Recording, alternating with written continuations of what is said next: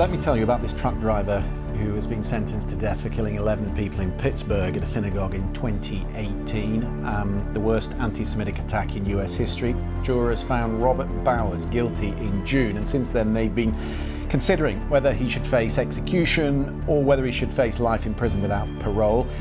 In order to receive the death penalty, jurors had to be in a unanimous agreement, which it seems they were. Let's bring in Sophie Long, who's been watching she's in LA for us this evening. I think you're in LA. Are you in LA, Sophie? You are. Yes, I beg your pardon. Sorry. Yeah. Let's just talk about this, because I know that the families have been speaking in the last hour about the verdicts that's been handed down. What have you heard?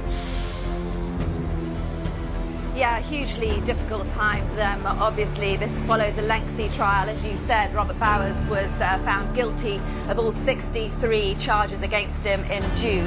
Then the same jury found that he would be eligible for the death penalty, and today they have announced that he should indeed be sentenced to death. Now, a formal sentencing will take place tomorrow. The judge is bound by their decision, so he will have to put Robert Bowers to death. And at the moment, what we're hearing is from families of the victims and some of the survivors of the attack making statements to the press in Pittsburgh at the synagogue, the Tree of Life synagogue, where this shooting took place back in October of 2018. I have to say there's no consensus on this death penalty. We've heard from some people, the family of Rosa Malinger, who was the 97-year-old woman who died in the attack. Her daughter, Andrea Wedner, survived. Their family have said that a measure of justice had been served. Returning a death sentence is not a decision that comes easy, they said, but we must hold accountable those who wish to commit such terrible acts of anti-Semitism, hate and violence. So no one is taking this death sentence lightly. It is the first death sentence to take place under the Biden administration, and the formal proceedings will take place tomorrow, when again victims, the families of the victims of the attack, will have another opportunity to address the court and Robert Bowers himself.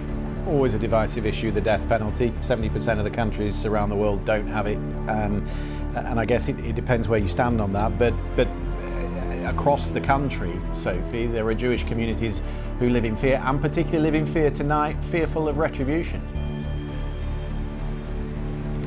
Yeah, and that's what the jury found. Now, Robert Bowers struck in an area of Pittsburgh right at the heart of the Jewish community, and the jury found that he had indeed struck there to instill fear in the Jewish community. And but having said that, the death sentence will be formally handed down tomorrow, but the Democratic governor of Pennsylvania, Josh Shapiro, has said that he's against the death penalty and has campaigned on abolishing it, and he has said that he won't sign a death warrant while he is in office. So I think the news will sink in today. This comes at the end of a very lengthy trial after an attack that happened nearly 5 years ago.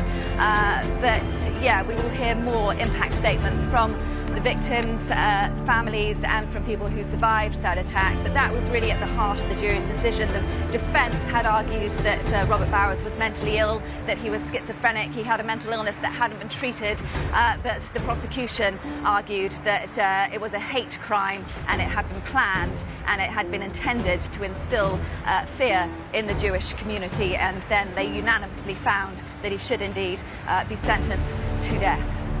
Sophie Long in Los Angeles, thank you very much.